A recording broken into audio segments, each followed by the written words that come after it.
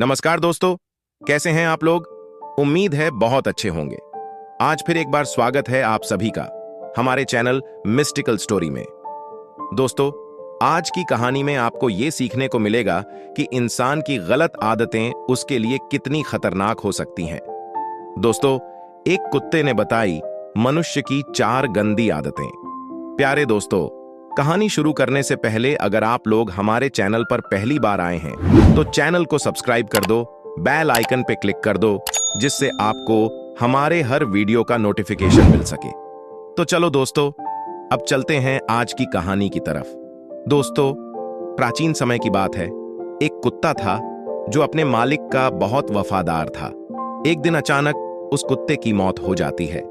मरने के बाद वो भगवान के पास पहुंच जाता है। भगवान उस कुत्ते से कहते हैं कि हे स्वान, तुमने कुत्ते के शरीर में होते हुए भी कभी किसी को नहीं सताया, ना कोई घिनौना काम किया, हमेशा अपने मालिक के वफादार बनकर रहे।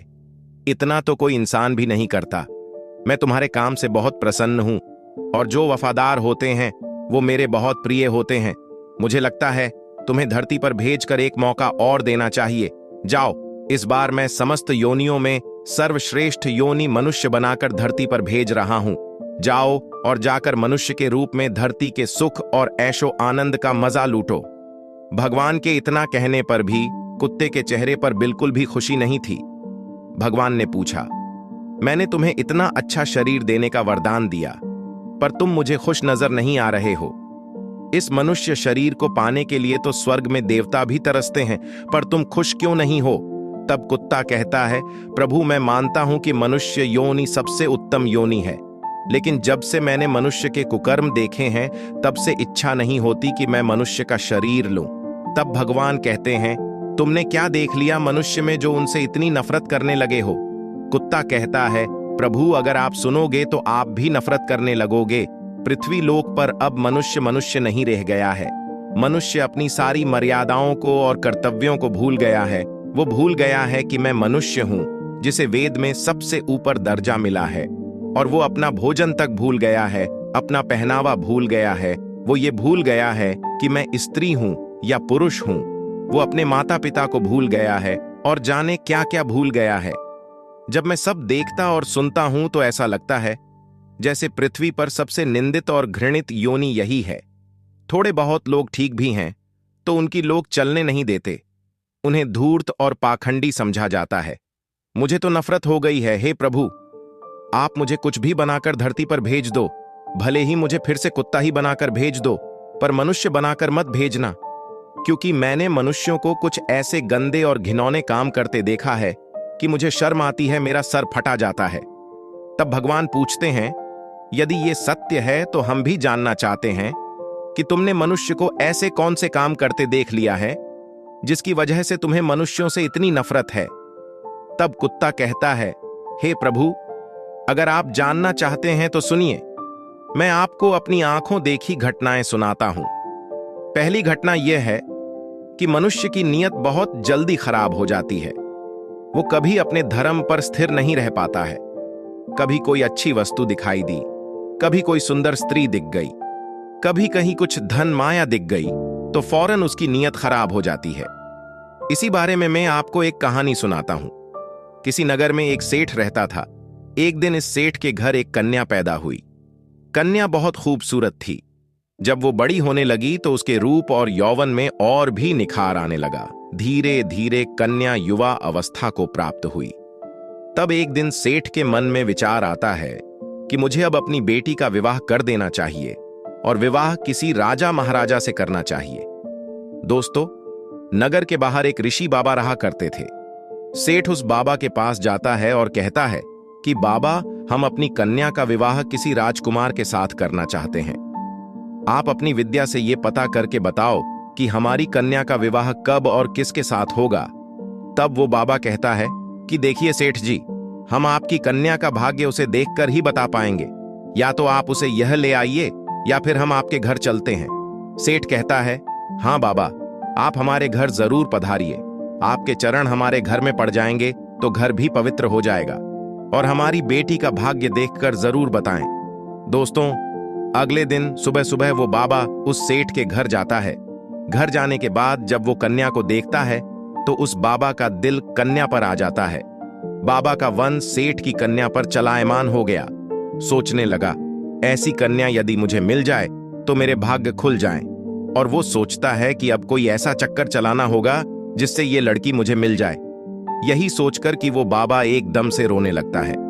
बाबा को रोता हुआ देखकर सेठ ने पूछा, बाबा, आप तो कभी बोलते भी नहीं थे, आपके रोने का क्या कारण है? तब वो बाबा सेठ को एकांत में ले जाकर समझाता है कि तुम्हारी कन्या की मस्तक रेखाओं को देखकर हमें रोना आ रहा है, क्योंकि इन रेखाओं का ये फल है कि ये कन्या तुम्हारे कुल का नाश कर देगी और जिस घर में जाएगी उस घर को भी ले डूबेगी। बाबा की बात सुनकर सेठ घबरा जाता है और पूछने लगा, बाबा, क्या इसका कोई उपाय नहीं है जिससे कि हमारा कुल नष्ट होने से बच जाए? तब बाबा कहता है, इसका एक ही उपाय है। तुम अपनी कन्या को एक संदूक में बंद करके उस पर एक दिया जलाकर रख दो और संध्या के समय उसे नदी में बहा दो। तब तो तुम बच जाओगे, नहीं तो थोड़े ही दिनों में तुम्हारा घर बर्बाद हो जाएगा। दोस्तों, ऐसी बात बताकर बाबा तो अपने ठिकाने की ओर चला जाता है। उधर उस सेठ ने वैसा ही किया जैसा कि बाबा ने बोला था। अपनी कन्या को एक बड़े से संदूक में बंद कर दिया और उसके ऊपर एक दिया जलाकर रख दिया। जैसे ही शाम का वक्त हुआ, वो उसे नदी में छोड़ देता है। वो संदूक बहता हुआ नदी में चला जा रहा था। दोस्तों, बाबा ने अपने 4 चेले नदी के किनारे बैठा दिए और कहा कि आज की रात इस नदी में बहता हुआ एक संदूक आएगा, तुम चुपचाप उस संदूक को निकालकर मेरे पास ले आना। चेलों ने कहा, ठीक है गुरुजी। अब उस बाबा के चेले जाकर नदी के किनारे बैठ गए और उधर संदूक जैसे ही नदी में छोड़ा जाता है, कुछ दूर आगे तक पहुंचने के बाद कुछ दूर आगे नदी के किनारे एक राजा का राजकुमार खड़ा था। राजकुमार शिकार खेलने आया था। राजकुमार नदी के किनारे खड़ा था। अचानक उसकी नजर संदूक पर पहुंच जाती है। राजकुमार ने जल्दी से अपने सिपाहियों से उस संदूक को बाहर निकलवाया और जब संदूक खोल के देखा तो उसमें एक सुंदर कन्या बैठी हुई थी। राजकुमार उस कन्या का सौंदर्य देखकर उस पर मोहित हो जाता है। राजकुमार ने उस कन्या को बाहर निकाला और संदूक में एक जंगली सुअर पकड़कर बंद कर दिया और उसके ऊपर दीपक जलाकर रख दिया।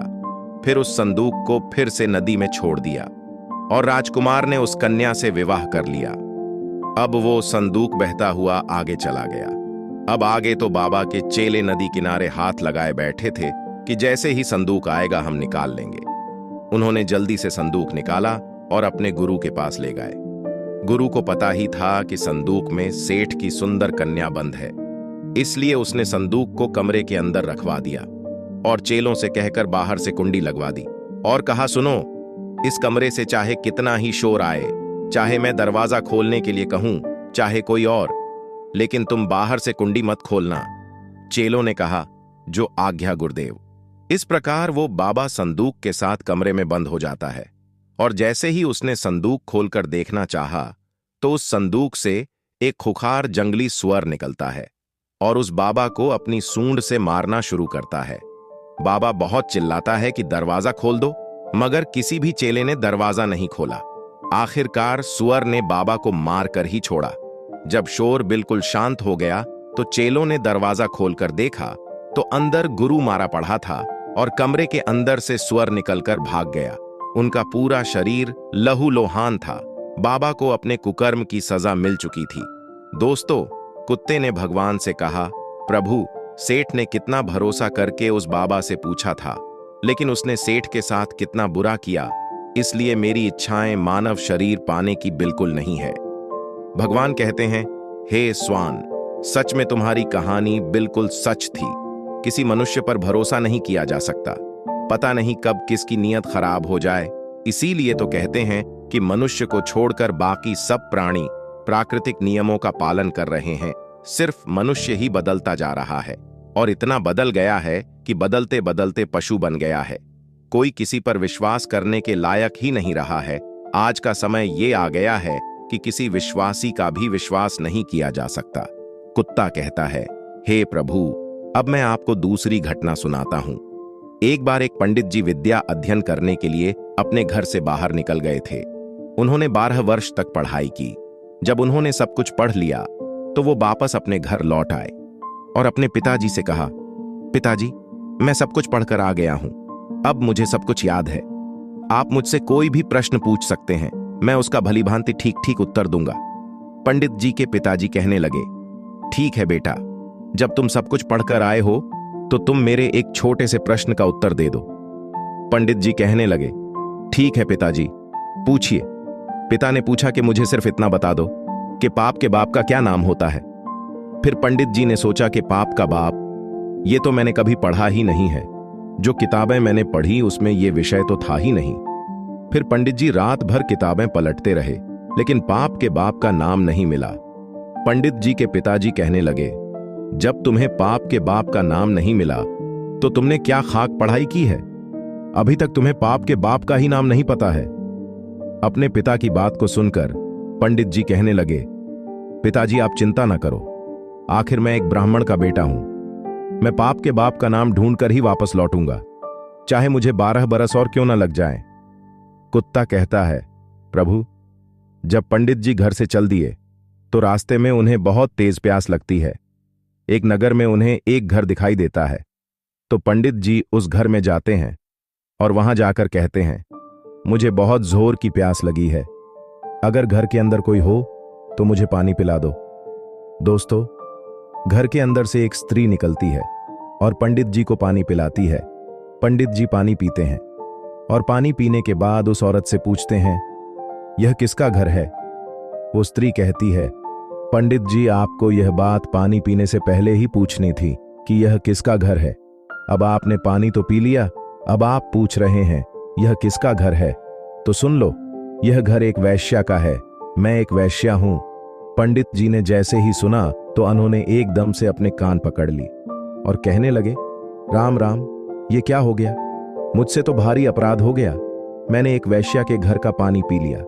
पंडित जी मन ही मन सोचते हैं, पाप का बाप तो मिला नहीं, एक पाप और हो गया।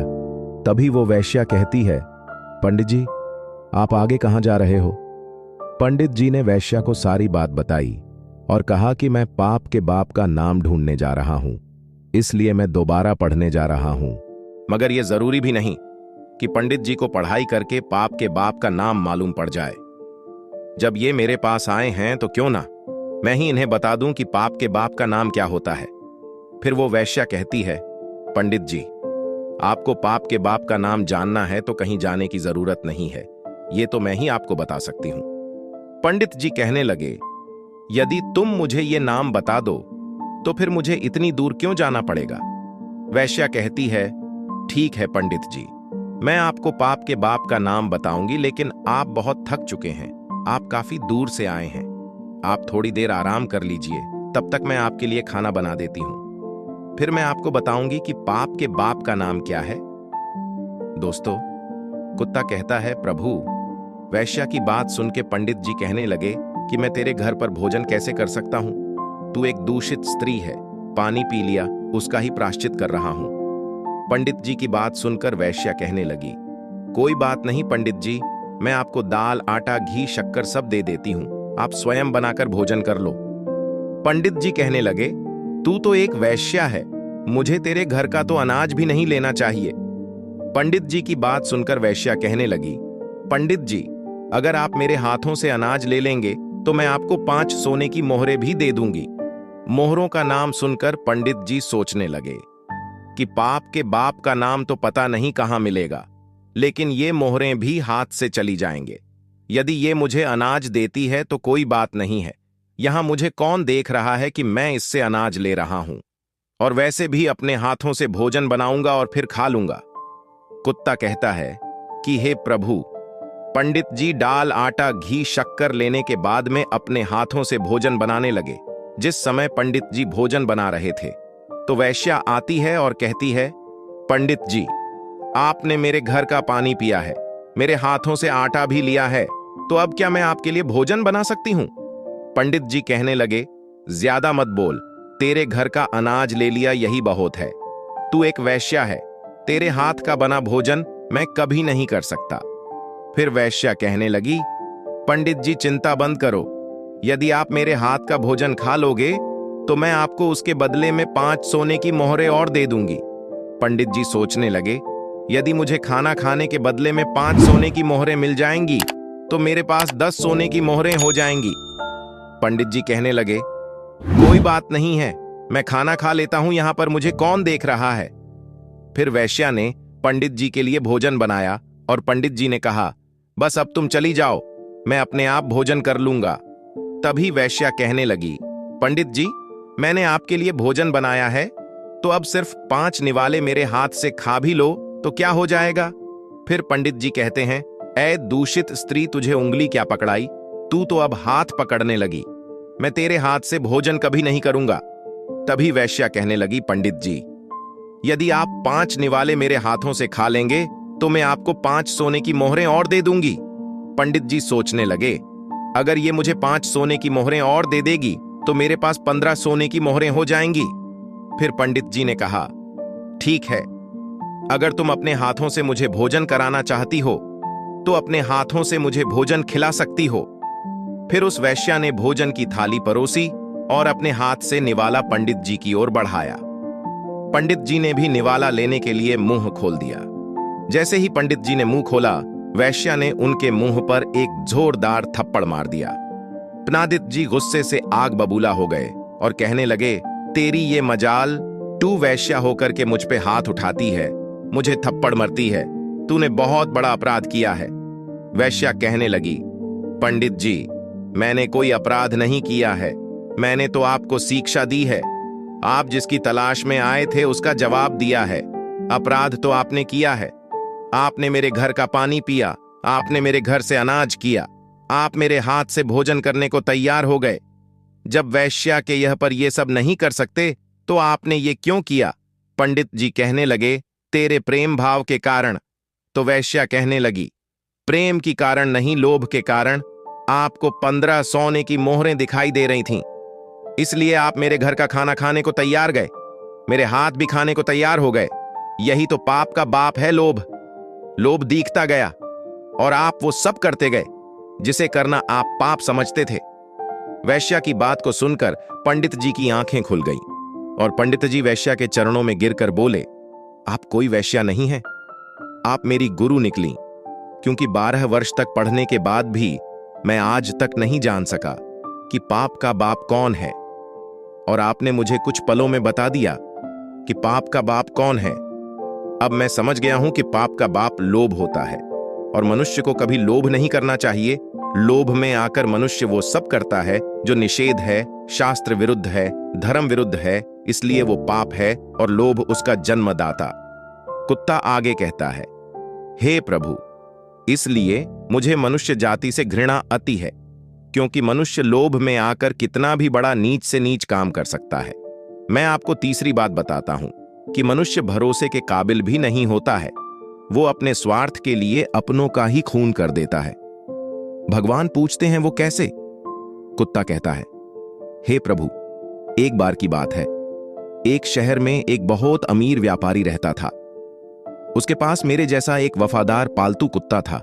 अचानक वो धनी व्यापारी बहुत ही गरीब हो गया और उसे अपने कुत्ते को छोड़ना पड़ गया।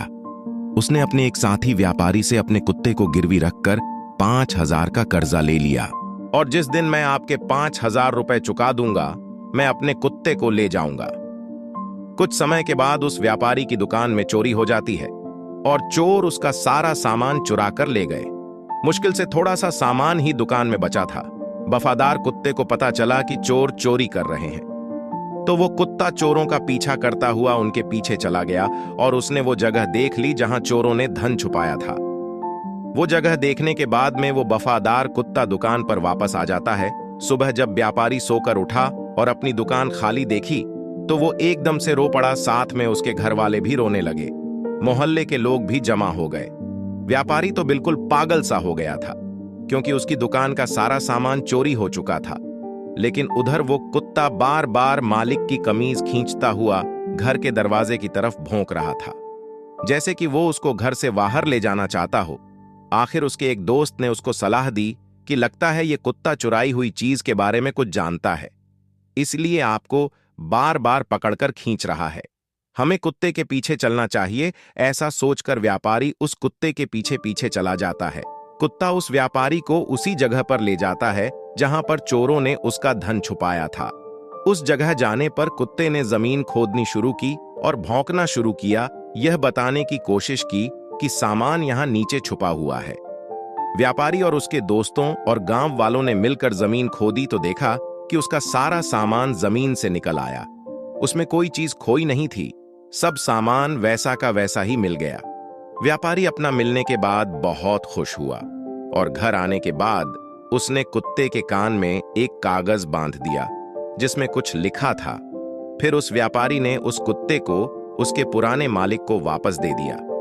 उस व्यापारी ने कागज में लिखा था कि ये कुत्ता बहुत वफादार है और कुत्ते की वफादारी की वजह से मेरा लाखों का नुकसान होने बच गया और इसलिए मैं तुम्हारा 5,000 का कर्ज माफ कर रहा हूं और मैं आज तुम्हारे कुत्ते को अपने यहां से आजाद करता हूं और इनाम के तौर पर 5,000 रुपए भेज रहा हूं। इधर कुत्ता बहुत खुश था कि आज मैं अपने मालिक से मिलूंगा। जब मालिक मेरी वफादारी की चर्चा सुनेंगे तो बहुत खुश हो जाएंगे। इधर कुत्ते के पुराने मालिक ने जब अपने कुत्ते को वापस आते हुए देखा तो उसने सोचा, लगता है मेरा दोस्त अपना पैसा वापस मांग रहा है, इसलिए उसने मेरे कुत्ते को मेरे पास भेजा है। मेरे पास तो अभी पैसे नहीं है, मैं उसे पैसे कहां से दूंगा।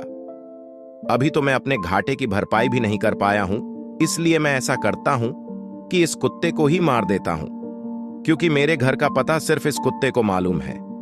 अगर मैं इसे मार दूंगा तो व्यापारी कभी यहां तक नहीं पहुंच पाएगा। इसके बाद वो व्यापारी अपने वफादार कुत्ते की तरफ तलवार लेकर दौड़ता है और कुत्ते की गर्दन काट देता है और वो कुत्ता वहीं पे मर जाता है। कुत्ते के मरने के बाद कुत्ते के कान से एक कागज नीचे गिरता है। उसको पढ़कर उस व्यापारी को बहुत दुख होता है। इधर कुत्ता कहता है, हे प्रभु, इसलिए मैं मनुष्य से घृणा करता हूं।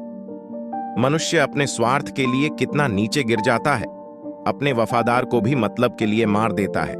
हे प्रभु, मैंने जो भी घटनाएं देखी हैं, मैंने उनको बारीकी से आपको बताया है।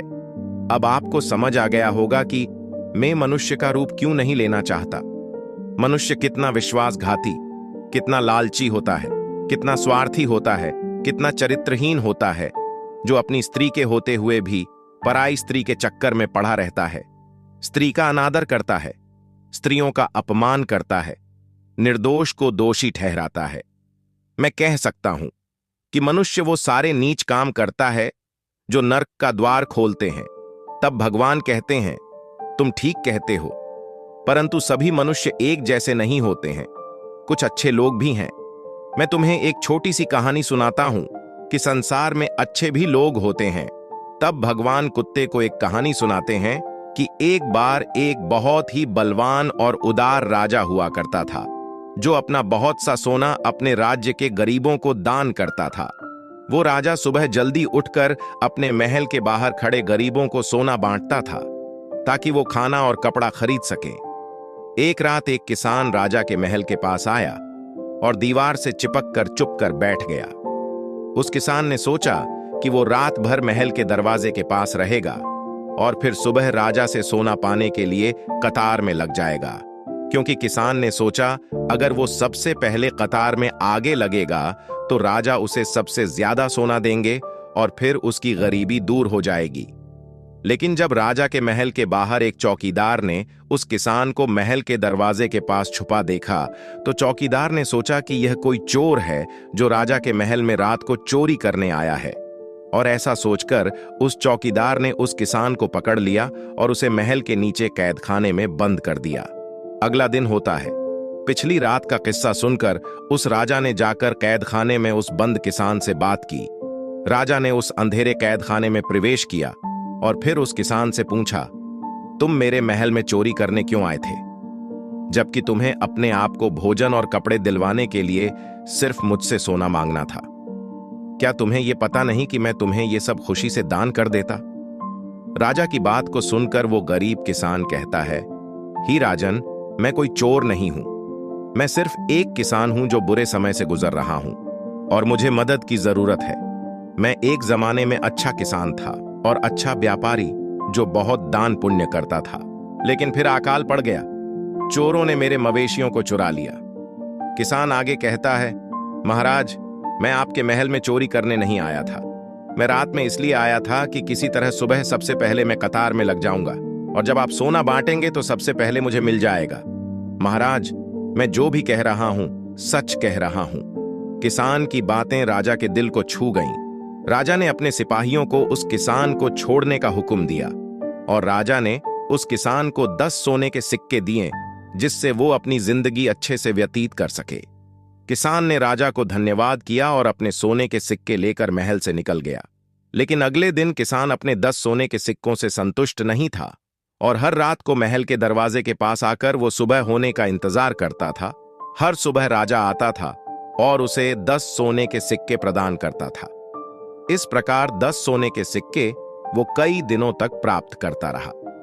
आखिरकार राजा ने किसान से एक दिन पूछ लिया, जब मैंने तुम्हें इतना सोना दे दिया तो तुम रोजाना मेरे महल में क्यों आ जाते हो? क्योंकि मैं समझता हूं मैं तुम्हें इतना सोना दे चुका हूं कि अब तुम गरीब या भूखे नहीं रहोगे। किसान कहता है, महाराज, मैं आपके जैसा बनना चाहता हूं। राजा कहने लगा, यदि तुम मेरे जैसे बन जाओगे तो क्या तुम इस राज्य के गरीबों की मदद कर पाओगे? तो किसान ने कहा, हाँ महाराज, यदि मैं आपके जैसा बन जाऊंगा तो मैं राज्य से गरीबी मिटा दूंगा। उस किसान की बातों से प्रभावित होकर राजा ने अपना आधा राज्य उस किसान को दे दिया और उसे आधा धन भी दे दिया। राजा ने कहा, लेकिन तुम्हें वादा करना होगा कि तुम हमेशा उन लोगों की मदद करोगे जिन्हें तुम्हारी मदद की जरूरत होगी। फिर किसान ने राजा की बात मान ली और राजा ने अपना आधा धन उसे दे दिया। भगवान कहते हैं, इस प्रकार कई साल गुजर गए और वो किसान बहुत धनवान बन गया। उसने राजा के द्वारा प्राप्त धन से बहुत सारा धन जमा कर लिया और फिर उस राजा से भी ज्यादा उस राज्य के गरीबों में सोना और पैसा बांटने लगा। दोस्तों, फिर भगवान कहते हैं, राजा किसान के बारे में ऐसा सुनकर बहुत खुश होता है कि वो गरीबों की मदद करता है। उसे पता था कि दूसरों को देने में ही दुनिया का सबसे बड़ा सुख है और किसान ने भी ये सबक सीख लिया था कि वो भी अपना धन दूसरों के साथ बांटे। और फिर किसान और राजा दोनों ने मिलकर अपने राज्य से गरीबी का अंत कर दिया। प्रजा सुख से जीने लगी। भगवान बोले, हे स्वान, दुनिया में अच्छे लोग भी रहते हैं, सब एक जैसे नहीं होते। तुमने बुरे लोगों को देखकर अच्छे लोगों को भी उनमें शामिल कर दिया। जो जैसा कर्म करता है उसे वैसा फल भी मिलता है। फिर कुत्ता कहता है, ठीक है भगवान, मैं तुम्हें एक और कहानी सुनाता हूं। बताता हूं कि दुनिया में लोग कितने गिरे हुए हैं, कितने घटिया सोच वाले हैं। राजा बनकर भी लोग संतुष्ट नहीं हैं। किसी नगर का एक राजा एक दिन शिकार खेलने जंगल में जाता है। शाम को जब वो घर की तरफ लौट रहा था तो उसे बहुत प्यास लग रही थी। पास में ही एक किसान अपने खेत में काम कर रहा था। राजा ने किसान से कहा, मुझे पानी पिला दो। किसान के पास पानी तो नहीं था, पर उसके खेत में तरबूजों की फसल खड़ी थी। उसने एक बड़े से तरबूज को काटकर राजा को दिया। उस तरबूज में इतना रस निकला कि वो तरबूज के रस को पीकर राजा की प्यास बुझ गई। राजा ने किसान से पूछा, तुम राजा को कितना कर देते हो? किसान ने उत्तर दिया कि 1 टका बीघा। ये सुनकर राजा सोचने लगा कि किसान की पैदावार तो बहुत है और ये 1 टका बीघा ही कर देता है। इस पर कर की दर और बढ़ानी चाहिए। राजा ने मंत्री से कह के किसानों पर कर की दर बढ़ाने का हुक्म दे दिया। एक दिन फिर से राजा उसी किसान के खेत से गुजर रहा था। राजा ने किसान से पानी मांगा। तब किसान ने एक बड़े से तरबूज को काटकर राजा के आगे रख दिया। लेकिन उस तरबूज में इतना भी रस नहीं निकला कि राजा तृप्त हो जाता। राजा ने दूसरा तरबूज कटवाया, उसमें भी रस नहीं था। इसी तरह 4-5 तरबूज कटवाने के बाद भी राजा की प्यास नहीं बुझी। ये देखकर राजा बड़ा हैरान था कि उस दिन तो एक ही तरबूज ने हमारी और हमारी घोड़े की प्यास बुझा दी थी और आज 4-5 तरबूजों के काटने से भी प्यास नहीं बुझी। उसने इस बात का जिक्र मंत्री से किया। मंत्री ने कहा, महाराज, तरबूजों का रस इसलिए सूख गया क्योंकि आपने तरबूजों के रस को देखकर किसानों पर कर की दर बढ़ाई थी, यानी आपकी नीयत खराब हो गई। यदि आप किसी के बारे में गलत सोचेंगे तो निश्चित रूप से सामने वाला भी आपके प्रति अच्छा नहीं सोचेगा। राजा के मन में जैसे ही जुल्म आया वैसे ही पृथ्वी अपने रस को छुपा गई। इसलिए ईमानदारी से खाना चाहिए और ईमानदारी से रहना चाहिए बुरी सोच सामने वाले को भी बुरा बनने के लिए मजबूर कर देती है। यही प्रकृति का नियम है। कुत्ता कहता है, इसलिए प्रभु, मैं मनुष्य नहीं बनना चाहता, मुझे आप और कुछ बना दो। दोस्तों, कुत्ते की बात सुनकर भगवान बहुत प्रसन्न होते हैं और उसे वरदान देते हैं कि जाओ, हम तुम्हें दिव्य रूप दे रहे हैं, देवता बनकर के तुम स्वर्ग के सारे सुख ऐशो आनंद को भोगो। इस प्रकार से देवता बनकर वो कुत्ता स्वर्ग में चला जाता है। दोस्तों, हमारी आज की ये कहानी यहीं पर समाप्त होती है। हम उम्मीद करते हैं कि आपको ये कहानी पसंद आई होगी और आपने इस कहानी से बहुत सारी प्रेरणा और सीख प्राप्त करी होगी। तो मिलते हैं अगले वीडियो में नई कहानी के साथ। तब तक के लिए नमस्कार, धन्यवाद।